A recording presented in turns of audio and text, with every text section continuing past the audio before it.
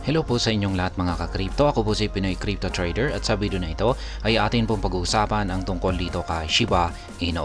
Kung saan ang sabi rito ay is a massive wave coming for Shiba Inu as whale stock 503.9 billion SHIB in one day. Ayan. Meron nga bang isang malaking magaganap na pangyayari dito kay Shiba Inu na paparating? Yan. Sapagkat nakitaan daw po na meron daw pong isang malaking whale or isang malaking investor ang nag-stock or nag-accumulate ng kanyang 503.9 billion na amount ng Shiba Inu tokens sa loob lamang ng isang araw. Ayan. Bago po tayo magpatuloy ay nais ko lamang po munang bigyang linaw ang aking disclaimer kung saan ang nilalaman po ng video na ito ay hindi po ito isang financial advice. For education and information purposes lamang po ang layunin nito. Maliban po dito ay nais ko na rin pong magbigay babala na wala pong kahit anumang group chat ang Pinoy Crypto Trader. Ayan, while Shiba Inu saw a brief bullish comeback, the accumulation of over 503 billion SHIB from exchanges by whales may hint at an impending aggressive wave. Kaya yan, itong si Shiba Inu ay meron daw pong nakikita rito na ito ay makakaranas ng bullish comeback. Yan, kung pag sinabi po nating bullish comeback ay muli itong makakaranas ng pag-angat sa kanyang presyo. Sapagkat yung parang palatandaan po rito ay nag-umpisa na naman na mag-accumulate ang mga whales. Sapagkat meron pong isang whale dito ang bumili ng higit 503 billion na amount ng SHIB sa mga exchanges. Kaya mukhang ito yung palatandaan na may isang nalalapit na isang napaka-agresibong magaganap na price action. At ito po ay isang bullish, agresibong bullish na pag-angat sa presyo ni Shiba Inu. Kaya yan, kasi parang yung mga whales na ito ay pinaghahandaan nila ito. And dyan po natin makikita yung kung pag nakikita natin na yung mga malalaking investor ay bumibili. At yan, lalong-lalo na yung mga ganito kalaki na amount ng tokens yung kanilang binibili ay naghahanda na sila. Kaya parang isa itong signal yan, or palatandaan na kailangan na rin nating maghanda. Yan, para sa ating mga maliliit na mga investor lamang. 503.94 billion Shiba Inu withdrawn from exchanges. Yan.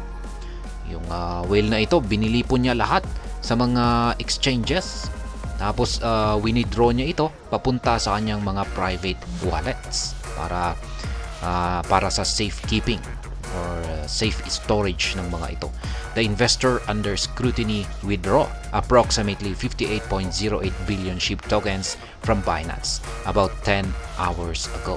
Kaya yan, mga 10 oras lamang nakakalipas ay bumili siya kay Binance ng malaking Shiba Inu tokens na umaabot po ng 58.08 billion. Ayan, laki po niyan. Pagkatapos ay hindi pa po siya dito natapos. Yan, pagkalipas ng 21 oras, yan, just 24 hours ago, another whale transferred over 445.87 billion SHIB tokens from American exchange Robinhood to a private wallet. Yan, mas malaki po yung naganap naman na withdrawal ng Shiba Inu tokens dito kay Robinhood, isa pong American crypto exchange.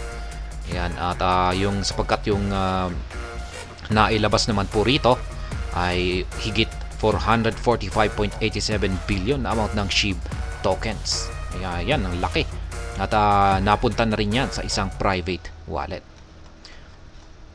Diminishing Shiba Inu reserve on exchanges. Yan, sabi rito ay mukhang paubos na.